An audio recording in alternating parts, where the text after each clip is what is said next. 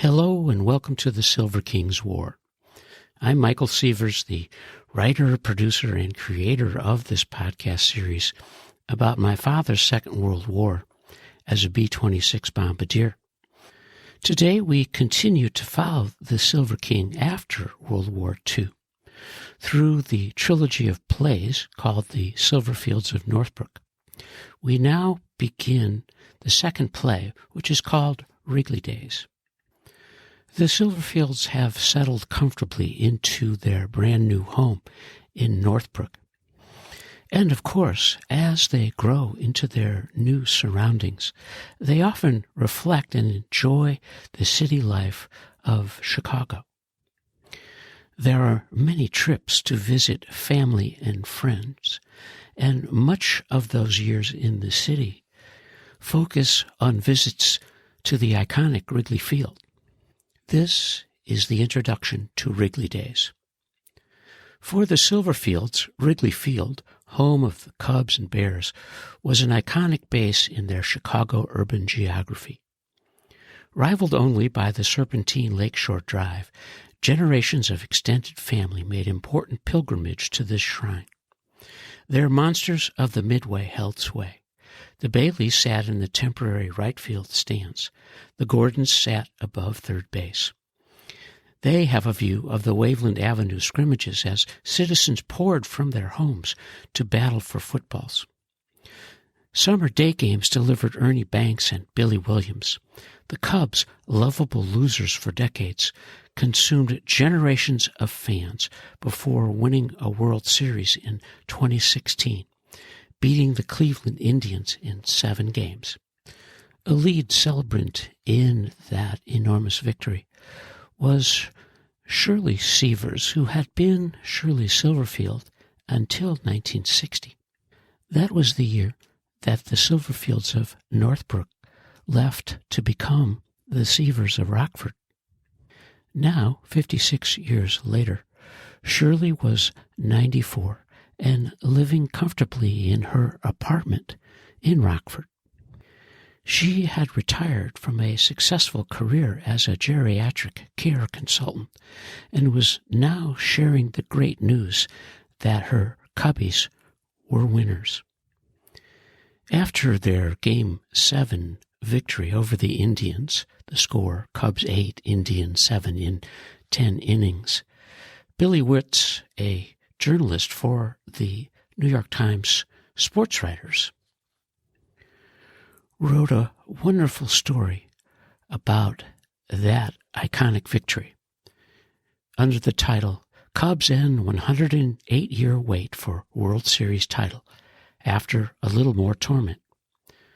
On November 3rd, 2016, from Cleveland, Billy Witz wrote, "If you are going to endure years, no, generations of futility and heartbreak, when you do finally win a World Series championship, it may as well be a memorable one."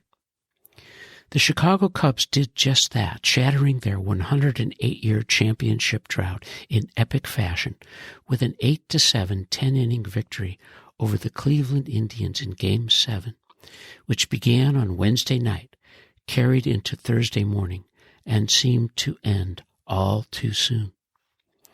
When the Indians rallied with 3 runs in the 8th inning, including a 2-out, 2-strike, 2-run thunderbolt of a home run by Rajah Davis off closer Aroldis Chapman, the Cubs found a way to beat back the ghosts of playoffs past.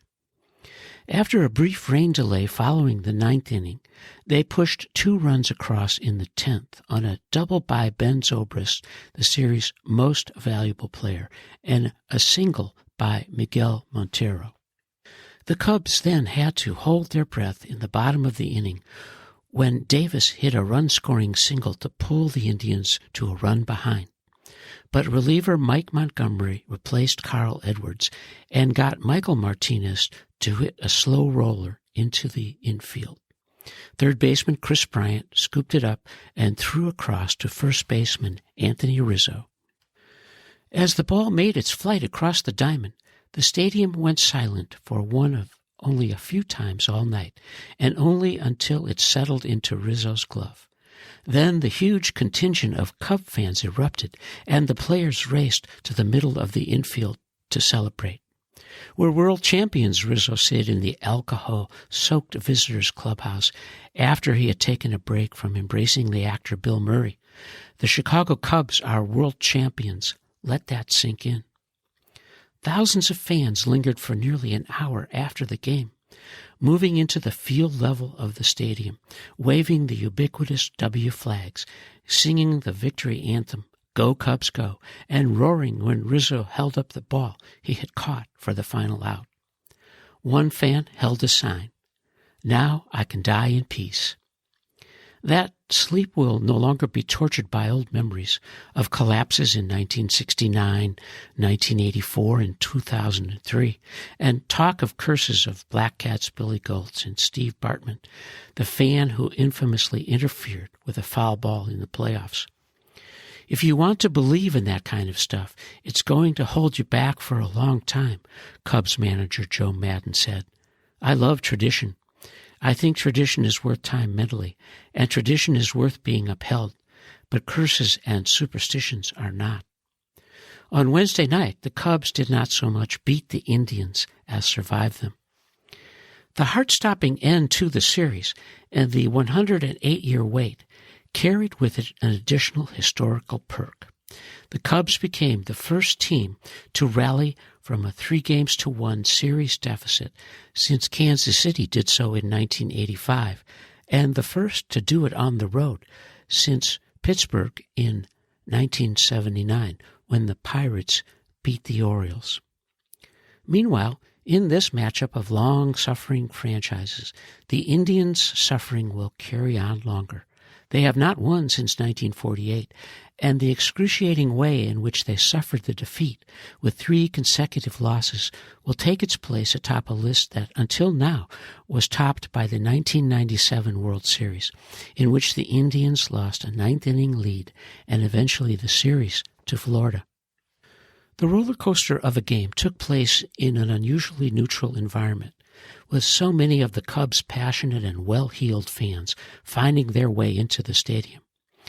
The crowd of 38,104 was evenly split, and the two groups of fans spent the evening alternating full-throated roars, robbing the environment of any lulls. Not even the 17-minute rain delay affected their spirits.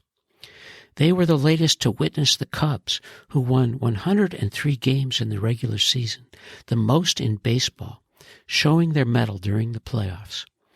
They rallied from 4 runs down in the 9th inning to eliminate San Francisco, which had won 10 consecutive elimination games.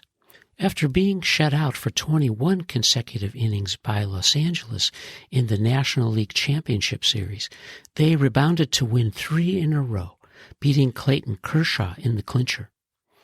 When the Cubs went to Wrigley Field on Sunday, knowing they would have to win 3 in a row, Rizzo lightened the mood. He arranged for the Rocky movies to be played on all of the televisions in the clubhouse and then shadowboxed around the room while half-dressed. Rizzo's message: the series was going the distance. In Rockford, where Shirley Sievers was reliving the joy of that win the following morning, she read Billy Witz's story and commented, "He got it right. My guys won. What else do you need to know?" Shirley, secure and satisfied as a fan in the course of the Cubs' history, died in the spring of 2018. After the baseball season, crisp fall Sundays meant the Bears at Wrigley Field.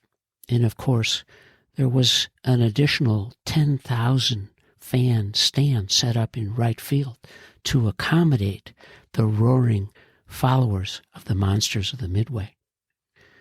Those years in the 50s and 60s meant Rick Caceres, Willie the Wisp Gallimore, Mike Ditka, Dick Butkus, and the Kansas Comet, Gale Sayers. The Bears of those years won the NFL title game in 1963 with a fearsome defense and a high-top quarterback named Billy Wade. They beat Y.A. Tittle's New York Giants, 14-10. The Giants had lost the 1961 and 62 championship games to the famed Green Bay Packers. And the Bears, who had lost to the Giants in the 1956 title game in New York City, were ready to be winners. It was a cold December 29th day, and the temperature when they teed it up was 10 degrees. Gale Sayers, the Kansas Comet, died on September 23rd in 2020. George Vesey, a legendary sports writer for the New York Times, wrote a wonderful obituary about Gale Sayers that was published on September 24th, 2020, and it begins. Gale Sayers, the will-o'-the-wisp running back who in a short but brilliant career with the Chicago Bears left opponents, as they used to say, clutching at air, died early on Wednesday at his home in Waukerusa, Indiana. He was 77. Vesey wrote, though his career was cut short by knee injuries, Sayers is the greatest halfback I ever saw, said Ernie Accorsi, who was the general manager of 3 National Football League teams. Jim Brown was the greatest running back of all time, he said, and some great fullbacks may have had more heft and power than Sayers, who was 6 feet tall and weighed 198 pounds, but nobody could cut corners like Sayers. As Sayers himself said of ability to elude tacklers in those close quarters, quote, all I needed was 18 inches. A consensus All-American at the University of Kansas, where he was called the Kansas Comet, Sayers chose to play for the Bears of the established NFL rather than the Kansas City Chiefs of the upstart American Football League in 1965. He went on to have one of the greatest rookie seasons ever. His 6-touchdown day as a rookie was one of the greatest displays of offense by a single player in football history, matching a feat accomplished by 2 earlier players. No pro player has scored 6 touchdowns since. Sayers did it against the San Francisco 49ers during an all-day rain on December 12, 1965, in the mud of Wrigley Field, home of the Chicago Cubs, running on slippery patches of temporary turf covering the stadium's baseball diamond. Asked to describe his strategies and techniques, Sayers told Sports Illustrated in 1965, quote, I have no idea what I do. I hear people talk about dead leg, shake, change of pace, but I do things without thinking about them, end quote. It all came crashing down on November 10, 1968, Sayers' 4th season, when Kermit Alexander of San Francisco tried to take out Sayers' lead blocker. When the player moved, Alexander crashed into Sayers' right knee. It's gone, Sayers told Alexander, who stayed to comfort him. It was my fault, all my fault, Alexander said. God, you never want to hurt a player, never, especially a great player like Gale. Sayers exonerated Alexander. Rebuilt by the knee surgery of the time, Sayers returned in 1969 to lead the league with 236 carries for 1,032 yards and was named the NFL Comeback Player of the Year. As the Kansas Comet flashed across the Chicago skyline, Wrigley Field and Wrigley Days made its imprint on the Silverfields of Northbrook. For the family, those days, those chances, those sweet moments were indelible. And today, as the Cubs continue their pursuit of another championship in Wrigley Field, and the Bears play on in football fashion at Soldiers Field, we have reached the end of the introduction to Wrigley Days. And you are listening to the Silver King's War.